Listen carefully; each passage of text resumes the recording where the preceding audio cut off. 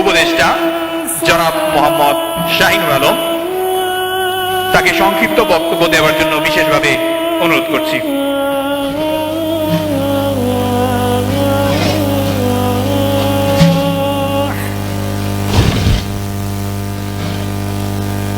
বিসমিল্লাহির রহমানির রহিম। বই পড়ার প্রতিযোগিতার এই অনুষ্ঠানে সাবিলিল্লাহ কর্তৃক ইসলামিক যুব সংঘ কর্তৃক আয়োজিত এই অনুষ্ঠানের সম্মানিত সভাপতি, উপস্থিত আজকে যারা বই পড়েছে এবং এই অনুষ্ঠানের যারা পৃষ্ঠপোষকতা করেছেন, আমি প্রথমেই তাদেরকে ধন্যবাদ জানাচ্ছি। বক্তব্য দেওয়ার আগে বলা হয়েছে আমাকে নাকি সংক্ষিপ্ত কথা বলতে হবে। কথা আমার সংক্ষিপ্ত নাও হতে পারে, কারণ আছে এখানে। ইসলামিক যুব সংঘ কর্তৃক, অর্থাৎ এই সাবিলিল্লাহ যুব সংঘ, এই সংগঠন তৈরি হয়েছে তখন থেকে এর সাথে আমরা জড়িত। তাই আমি বলতে চাচ্ছি যে কথাগুলো আজকে এখানে এসে আমরা বলতে পারছি এবং আমাদের এই কথা বলার সুযোগটি করে দিয়েছেন সাবিলিল্লাহ ইসলামিক যুব সংঘ, তাই আমরা কথা বলতে পারছি। আজকে আমরা এই অনুষ্ঠানটি একটি সম্পূর্ণ অরাজনৈতিক একটি অনুষ্ঠান। আমরা বলতে চাই একটা ইসলামিক সংগঠন হিসাবে আমরা ধরে নিতে পারি। এই ইসলামিক সংগঠন থেকে যারা আজকে এই সংগঠনটি তিলে তিলে গড়ে তুলেছেন, তারা আমাদের এই অত্র এলাকায়, বিশেষ করে এই এলাকারই প্রবাসী যারা অত্যন্ত কষ্ট স্বীকার করে আমাদেরকে রেখে তারা প্রবাসে আছেন এবং প্রবাস থেকে তারা এই সংগঠনটি পরিচালনা করছেন। তাই আমি বলতে চাচ্ছি, আজকে বই পড়ার প্রতিযোগিতা এটি হারিয়ে যাচ্ছে দিনে দিনে। আজকে যে যুগ আরম্ভ হয়েছে, আমরা এই যুগে পাচ্ছি কি? আমরা পাচ্ছি এই যুগে আমাদের মোবাইল পাচ্ছি, সাথে সামাজিক যোগাযোগ, যে যোগাযোগটি আমরা আমাদের ছোট্ট, অর্থাৎ 3 বছর হওয়ার সাথে সাথে সেই বাচ্চাকে আমরা হাতে তুলে দিচ্ছি। সে বাচ্চাটি যখন খেতে যায়, আমার মনে হয় সব মাই ওই মোবাইলটি তার হাতে প্রথম দেয়, তারপর সেই বাচ্চাটি খায়। কিন্তু এই যারা আজকে বই পড়ার জন্য আমাদের ছেলে মেয়েদের আগ্রহী করার চেষ্টা করছে, আমি তাদেরকে ধন্যবাদ জানাই। কারণ হচ্ছে বই পড়া, বিশেষ করে আমরা আজকে যে অনুষ্ঠানটি, এটি বই শুধু ইসলামিক না, যে কোনো বই পড়া, যে কোনো লেখকের বই পড়া, অর্থাৎ যে কোনো মহিষী যারা আমাদের জন্য অনেক অনেক জ্ঞান ভাণ্ডার বই প্রকাশ করেছেন, তাদের বই পড়াটা এবং বই পড়লেই আমরা অনেক অনেক জ্ঞান অর্জন করতে পারি। তাই আমি বলতে চাচ্ছি, যেহেতু অনুষ্ঠানটি ইসলামিক সংগঠন, তারা একটি বই আপনাদেরকে উপহার দিয়েছিলেন, যে বইটি পড়ে আজকে সেই বইয়ের থেকে আজকের যে প্রশ্ন আসছিল, সেই প্রশ্ন যারা ঠিকমতো উত্তর দিয়েছেন, এখানে প্রথম হয়েছেন, দ্বিতীয় হয়েছেন এবং তৃতীয় হয়েছেন, তাদেরকে পুরস্কৃত করবেন আজকে সাবিলিল্লাহ এই সংঘ থেকে। তাই আমি বলতে চাই যে এই বইটি সম্পর্কে আমরা অনেক সময় যারা এই বইটি সিলেকশন করেছেন, তারপর থেকেই এটি নিয়ে একটি বিতর্কিত অবস্থানে ছিল। অনেক কষ্ট করে হলেও সেই বিতর্ক থেকে আমরা সরে এসেছি এবং সেখান থেকে আমরা যেভাবে পেরেছি ইসলামিক যুব সংঘকে সাথে রেখে এবং স্থানীয় জনগণকে সাথে নিয়ে, যুবকদেরকে সাথে নিয়ে আমরা এই অমীমাংসিত ব্যাপারটি সম্পূর্ণভাবে মীমাংসিত করে দিয়েছি। আজকের তারই ফলাফল এখানে। আজকে আমরা এই বইটি নিয়ে আমরা প্রতিযোগিতা করেছি। আমাকে কথা বলার প্রথমেই বলা হয়েছে সংক্ষিপ্ত করার জন্য। অনেকে জানতেন না ঘটনাগুলি। আমি এটা নিয়ে কাজ করেছি। অর্থাৎ এই বইটি নিয়ে যখন বিতর্কিত হয়, তারপর থেকে 15 দিন পর্যন্ত আমার স্কুলের প্রধান শিক্ষক সিরাজুল, যিনি অত্যন্ত নম্র ভদ্র এবং বিনয়ী একজন শিক্ষক, সেই শিক্ষকও বেড়াচেরা হয়ে গেছিলেন।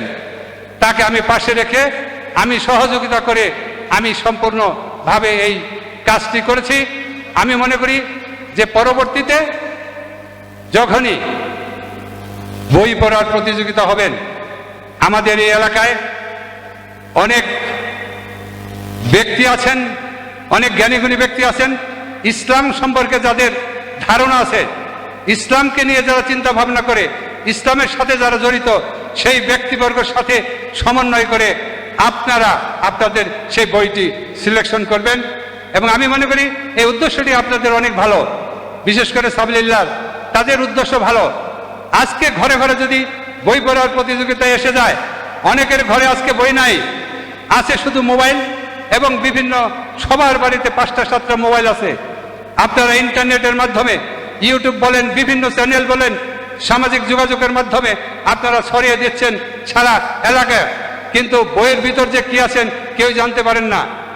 আমরা মনে করি, আমরা অতীতে দেখেছি যে অনেক গণ্যমান্য ব্যক্তিবর্গ যারা আছেন, আমি শিকারিবাড়ি স্কুলের ছাত্র, শিকারিবাড়ি স্কুলের ছাত্র যখন ছিলাম সে সময় আমরা দেখেছি আমাদের একটি লাইব্রেরি ছিল, সেই লাইব্রেরিতে কিছু কিছু বই সেখানে দেওয়া হয়েছিল। এখন আমরা দেখতে পারি যে প্রত্যেকটা স্কুলে, প্রত্যেকটা বিদ্যালয়ে বিভিন্ন সংগঠন থেকে আরম্ভ করে, সরকার থেকে আরম্ভ করে অনেক অনেক বই দিয়েছে।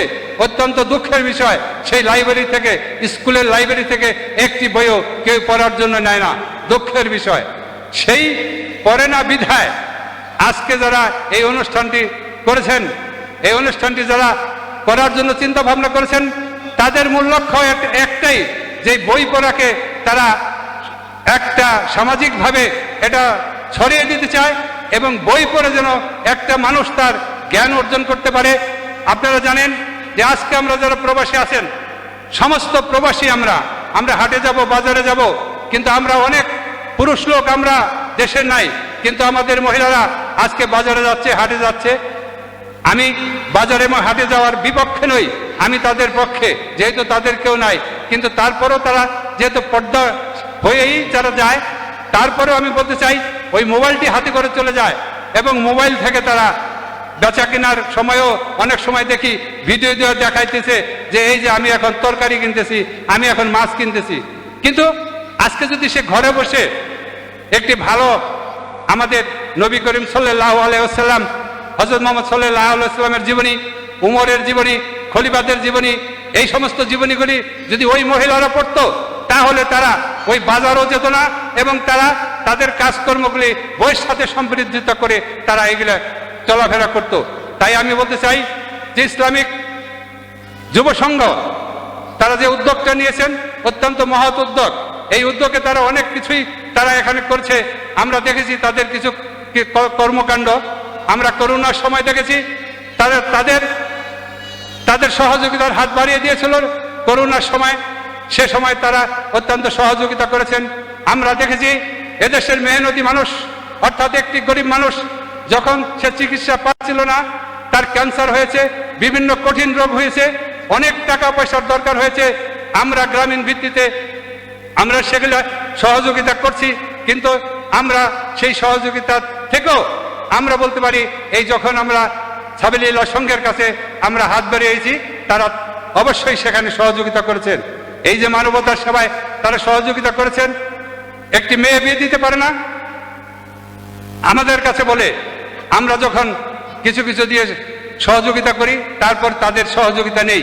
তারা এই যে কর্মকাণ্ডগুলি করেছে, আমি বলতেছি যেটা ভালো কর্মকাণ্ড, এবং তাদের চিন্তা ভাবনা ভালো, আরো ভালো হোক, এটাই আমাদের কামনা। আমি আমার বক্তব্য দীর্ঘায়িত আর নাই করলাম, যেহেতু আমি কথা বলছি এই কারণে যে এই সংগঠনটি তৈরি যখন হয়েছিল তখনও নানাভাবে কথা হয়েছিল, অনেক প্রতিকূল আবহাওয়ার মধ্য দিয়ে তারা আজকে টিকে আছে, এবং সংগঠনটি অত্যন্ত সুন্দরভাবে পরিচালিত হচ্ছে। আমি আশা করি এই সংগঠনটি দিন দিন যাবে, এবং তাদের সংগঠনটি বড় হবে, এবং একটি সুসংগঠিত সংগঠন হবে এবং যারা নেতৃত্ব দিব আমি বিশ্বাস করি তারা বিশ্বস্ততার সাথে এবং তাদের নৈতিক চরিত্র এবং যা কিছু আছে তা দিয়ে তারা পরিচালনা করবে এবং সেটা যেন সঠিকভাবে পরিচালিত হয় ইসলামিক দৃষ্টিকোণ থেকে, এটাই আমার চাওয়া।